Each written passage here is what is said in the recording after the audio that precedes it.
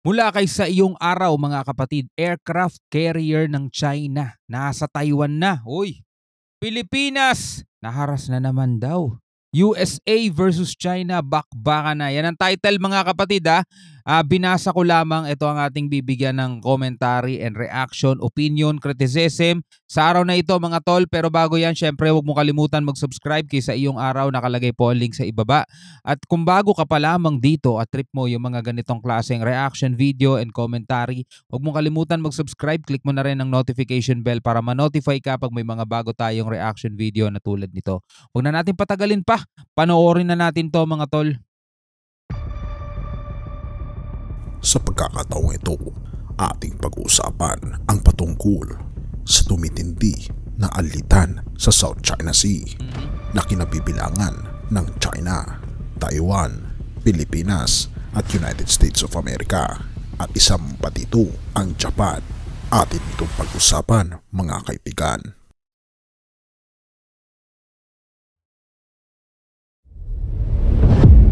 Nito lamang, ang Chinese aircraft carrier Shandong ay nagtagal sa Taiwan Strait at headline pa na ang misyon ng pagrereserba ng Pilipinas ay nisturbo ng mga inchik.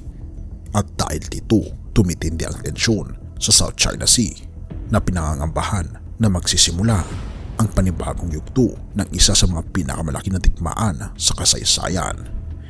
Ang aircraft carrier kasi ng People's Liberation Army Navy na CNS Shandong 17 ay nag-umpisa ng paglipat ng Taiwan Strait noong Miyerkules ayon sa Ministry of National Defense ng Taiwan. Samantalang nagkabanggaan muli ang Pilipinas at China sa Second Thomas Shoal noong Biyernes, kung saan ang isang barko ng Chinese Coast Guard ay gumamit ng water cannon laban sa isang barko na pang-supply ng Pilipinas. Noong Huwebes, naglabas ng pahayag ang Ministry of National Defense ng Taiwan na nagsasabing ang Shandong Carrier Strike Group ay naglalayag mula sa timog patungo sa hilaga sa kanluran ng median line ng Taiwan Strait at patuloy na naglalakbay pa-north ng alas 8 ng umaga noong Huwebes. Hindi nagbigay ng detalye ang pahayag tungkol sa mga sasakyan na kasama ng Shandong sa paglipat at hindi pa naglabas ng karagdagang pahayag ang ministry tungkol sa kilos ng carrier. Ang home port ng Shandong ay nasa Hainan Island na matatagpuan sa timog kanlurang bahagi ng Taiwan Strait. Ang carrier ay karaniwang dumadaan sa Taiwan Strait kapag papunta o pabalik mula sa maintenance sa shipyard sa Dalian na matatagpuan sa northeastern province ng Liaoning sa China. Bumalik ang Shandong sa South China Sea noong Lunes matapos ang 12-day deployment sa Western Pacific, kung saan ang mga J-15 fighters nito ay nagkakandak ng 420 sorties. Noong Biyernes, naglabas ng pahayag ang Philippine National Security Council ng 7:30 ng umaga na nagsasabing inistorbo o blinak at isinagawa ang mga peligrosong maniobra ng Chinese Coast Guard at China Maritime Militia sa layuning iligal na hadlangan o pigilan ang isang pangkaraniwang misyon ng resupply at rotation patungo sa LSTBRP Sierra Madre. Kaya yung mga meeting na pakikipag-usap sa China, halimbawa meeting na lang ni Biden at saka ni Xi Jinping, di ba may mga sinabi doon si Xi Jinping na wala daw silang balak tuminahin na kung ano-ano mga bagay. The world needs China and USA together, mga tol. Ang hirap kasi talaga maniwala, ang hirap paniwalaan. 6 na taon nating kinaibigan yan mga tol, di ba? Pinalayas yung mga Amerikano rito, di ba? Parang hindi sila welcome dito di ba? Pero tingnan nyo ang iginante ng China sa atin mga tol. Ngayong iba na ang nakaupo, iba na rin ang trato nila, no? O ganon din yung trato nila dati, kaso hindi lang inilalabas sa media, hindi natin nalalaman. Pero ngayon, unti-unting na-expose ganito ginagawa nila. Paano mo masasabing itong bansang to ay mapagkakatiwalaan mo? Itong bansang to ay walang balak magdomina, di ba? Lahat na lang inaangkin nila, di ba? Lahat mga tol, kahit ng airspace inaangkin nila. Hindi lang Pilipinas ang nabubulas nila mga tol. Nabubulas nila ang Taiwan, Japan, Australia, kahit ngayong ibang mga bansang malalakas din mga tol 'di ba? Na hindi lang talaga sila pinapatulan mga tol. Ngayon, paano ka magtitiwala no sa ganitong klasing bansa? LS-57 na nakatikit sa Second Thomas Shoal na tinatawag na Ayungin Shoal ng Pilipinas at Trinay Reef ng China. Iniulat ng pahayag na ang CCG Vessel 5203 ay gumamit ng water cannon laban sa Philippine Supply Vessel ML Kalayaan sa hindi nagtagumpay na pagsusubok na pilitin ang Philippine ship na magbago ng direksyon. Oo mga kaibigan, hindi natinag ang Pilipinas habang inaatake ng water cannon ng China nito lamang. Idinagdag nito na ang mga supply boat na unahin sa May 1 at Kalayaan ay naiharap din sa pag-atake ng mga CCG rigid-hulled inflatable boats nang malapit sa lagoon ng Second Thomas Shoal habang papalapit sa Sierra Madre. Bagaman parehong supply boats ang matagumpay na nakarating sa LS-57. Ang Philippine Embassy sa Beijing ay nagsumite ng opisyal na protesta sa Chinese Foreign Ministry at ang Department of Foreign Affairs ng Pilipinas ay nakipag-ugnayan din sa China na ipinabot ang protesta ng Pilipinas sa pagitan ng Maritime Communications Mechanism. Ayon sa pahayag, inanunsyo rin ng pahayag na hinihingi ng Pilipinas ang agarang pag-alis ng mga barkong Chinese sa mga pananagutan sa mga aksyon na ito mula sa kalapit bayan ng Second Thomas Shoal. Ibinabala na namin isang beses pa ang pinakabagong diprovokadong aksyon ng China at mga panganib na maniobra laban sa lehitimo at pangkaraniwang misyon ng Pilipinas sa Ayungin Shoal na naglalagay sa buhay ng aming mga kababayan sa panganib. Ang sistema. Ang sarap na lang pakinggan, no? Ang Pilipinas hindi natinag, no? Ang sarap na lang pakinggan mga tol. Pero ano bang ginawa? 'Di ba? Wala lang, parang sige, tuloy mo lang lakad, bukas na lang pansinin. Parang gano'n, no? Halimbawa, dadaan ka sa isang kalye. Tapos nakita mo yung mga nambubula sa'yo, mga nambubuli sa'yo, nakaano lang, nakatambay. Tapos nakita ka, ayan na naman, mga tol, binubuli ka na naman. Ang sabi mo lang sa sarili mo, sige, lakad ka lang, kung sila pansinin. Dire-diretso ka lang. Habang ikaw kinakaltukan, binabatok-batukan, pero ikaw dire-diretso ka lang. Tapos pagdating mo dun sa dulo, tinanong ka ng mga kaibigan mo, ando dun sila, yung mga nang aaway sa'yo, anong ginawa mo? Wala, di ako natinag sa kanila. Parang ganon mga tol ang datingan. Diba? Ganon ang datingan talaga. Hindi tayo natinag sa kanila, dire-diretso, matagumpay tayong naisagawa ang ating misyon. Pero wala hindi pa rin tayo pumapalag sa kanila kasi nga may dahilan. Diba? Ayaw daw natin na i-provoke sila, baka mag-escalate pa ang tension, baka tumaas pa ang tension lalo. So nandirito tayo sa loob ng ating teritoryo. Pero hindi talaga natin totohanang maipanindigan na tayo'y nandirito sa ating teritoryo.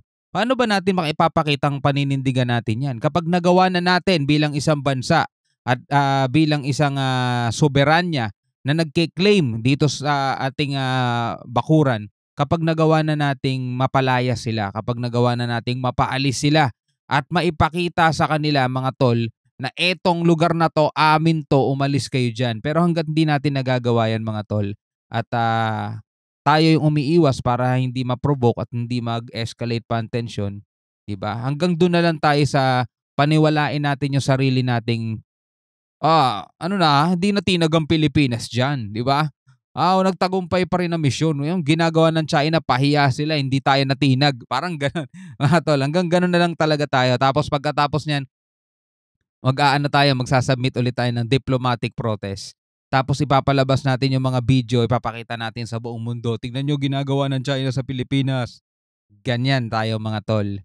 No? Well, kahit pa paano mga kapatid, nakakatulong yun. No? Nakakatulong yung ginagawa natin para ma-expose sila. Pero lagi nga nating tanong, di ba, hanggang kailan magiging ganito ang bansang Pilipinas? Sana mas lalo pa tayong lumakas at sana sa papalit kay PBBM, kahit matagal pa, at sana dun sa papalit na presidente, wag naman kayong makikipag-best friend, no? At konsistenteng paraan kung paano ipapatupad ng People's Republic of China ang mga illegal at hindi responsable na aksyon na ito ay nagdudulot ng panghihinala at malaking pag-aalilangan sa kanyang sinasabing tawag para sa mapayapang pagkikipag-usap, sabi ng pahayag. Ipinapahayag din ito na ang Pilipinas ay kumikilos ng maayos ayon sa batas ng padaigdigang batas at hindi matitinag sa paggamit ng kanyang legal na karapatan sa kanyang maritime zones. Hinihingi namin na patunayan ng China na ito isang responsable at mapagkakatiwalaang miyembro ng pandaigdigang komunidad. Ayon sa pahayag, 3 barko ng Philippine Coast Guard, Patrol Vessel BRP Melchora Aquino, BRP Sindangan at BRP Cabra ang kasama sa pag-escort sa 2 supply ships. Ngunit ayon sa mga nakaraang operasyon, sila'y blinak ng barko ng CCG at CCM habang naglalakbay. Ang second Thomas Shoal ay isa sa mga ari-arian ng Pilipinas sa pinag-aawayang Spratly Island. Taong 1999 ang sadyang iniwan ng Sierra Madre sa lugar bilang isang outpost na may detachment ng mga dosenang Philippine Marines. Ang lumalalang kondisyon ng barko at kahulugan ng espasyo para sa impakan ay nangangailangan ng regular na buwan ng misyon ng resupply. Itinuturing ng China na pagmamayari rin nila ang shoal na ang misyon ng resupply ay ginagamit ng Pilipinas bilang pampatago sa pagdadala ng materyales sa konstruksyon upang palakasin at palawakin ang outpost doon. Ang CCG sa kabilang dako ay naglabas ng pahayag na noong Biyernes 2 maliit na transport ships ng Pilipinas at 3 Coast Guard ships ang pumasok sa mga tubig malapit sa nasabing pinag-aagawan na teritoryo nang walang pahintulot mula sa gobyerno daw ng China. Ang Chinese Coast Guard ay sumusunod sa mga barko ng Pilipinas ayon sa batas, kumukuha ng mga hakbang sa kontrol at gumagawa ng pansamantalang espesyal na mga kasunduan para sa Pilipinas upang mag-transport ng pagkain at iba pang kinakailangan araw-araw sa kagamitan. Ayon ito sa pahayag na dineklara ng China. Ngunit ito mga kaibigan, ang nangyayari ngayon sa paligid ng Japan, isang Plan Dongjiao class intelligence ship na may bilang ng barko 799 ay nag-ooperate ayon sa dalawang pahayag ng Joint Staff Office ng Ministry of Defense ng Japan. Sa isang pahayag noong Huwebes, iniulat na ang Zhongdao 799 na mas maaga nang naglalayag patungong timog kanluran sa Miyako Strait noong October 28 ay nakita na naglalayag patungong kanluran ng alas 3 ng hapon noong Miyerkules, humigit kumulang 31 miles silangan ng Tanegashima Island, kung saan matatagpuan ang pinakamalaking space development at launch center ng Japan, ang Tanegashima Space Center.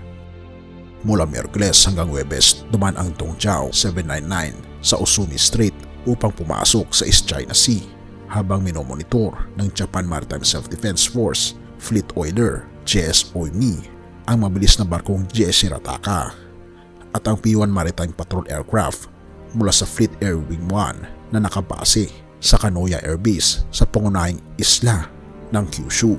Kung nangyayari ito, ibig pang sabihin ay tilabaga hinahanda rin ng Japan ang posibleng pag-atake ng China laban sa mga kaalyado nitong Pilipinas, Taiwan at kung magkakaroon ng kaguluhan dito mga kaibigan, ito na ang isa sa pinakamalaki na digmaan sa 21st century sa baybayin ng South China Sea. Sa ngayon naman ay puro haka-haka pa lang yan yung mga ganyang usapan kasi hindi rin kakayanin ng China yung pumasok sa ganyan kasi nga hindi rin naman talagang sobrang nag-boom ang kanilang ekonomiya at nga marami nga tayo nababalitaan ngayon na naghihirap din sila, pabagsak din ang kanilang ekonomiya. Nitong nakaraan nga lang 'di ba yung mga investor na lumayas, ililipat na lang yung mga kumpanya nila, mga factor nila sa ibang bansa na lang 'di ba at negative 11.8 billion mga tol ang nawala sa China. So napakalaking dagok nun mga tol. At para pumasok pa sila sa isang giyera mga tol, ay hindi rin nila maa-afford 'yun. Kaya sa ngayon ay hanggang haka-haka na lang muna 'yan. Pero siyempre kailangan pa rin maging handa ang bawat bansa. Kaya nga itong bansa natin, Pilipinas, patuloy sa pagbili ng assets kahit na medyo kapos din tayo sa budget at talagang kailangan natin ng budget para sa mga mamamayan, binibigyan pa rin talaga ng budget itong ating sandatahan kasi kailangan natin yun yun ang magtatanggol sa ating lahat mga tol kapag dumating nga itong bagay na to na sana wag mangyari kasi talagang lulubog talaga Pilipinas pag nangyari ang ganyan mga bagay. Ngunit nawa ay hindi ito mangyari at ipanalangin natin na maging maayos ang lahat. Yes, tama. Yun naman talaga ang kailangan nating gawin at yun na lamang ang magagawa natin sa ngayon bilang mga mamamayang Pilipino. Hindi tayo dapat mawalan ng pag-asa at makukuha natin yung dapat na atin sa mapayapang paraan. Kailangan lang talaga natin ng tatag, tibay ng loob ng ating gobyerno at syempre kailangan natin ng magtiwala rin sa may kapal. Alright, so bilang isang Pilipino mga tol, masasabi mo rito sa video na napanood natin? Hindi tayo dapat magtiwala sa kahit na anong bansa mga tol. Pero kung papipiliin ka, ikaw, Amerika o China, mga tol, pili ka. Japan o China? Kung ako tatanungin talaga, X ang China dahil sa ginagawa nila mga tol. So, Hanggang sa muli mga kapatid, ako nga pala si Shobal D. Peace out.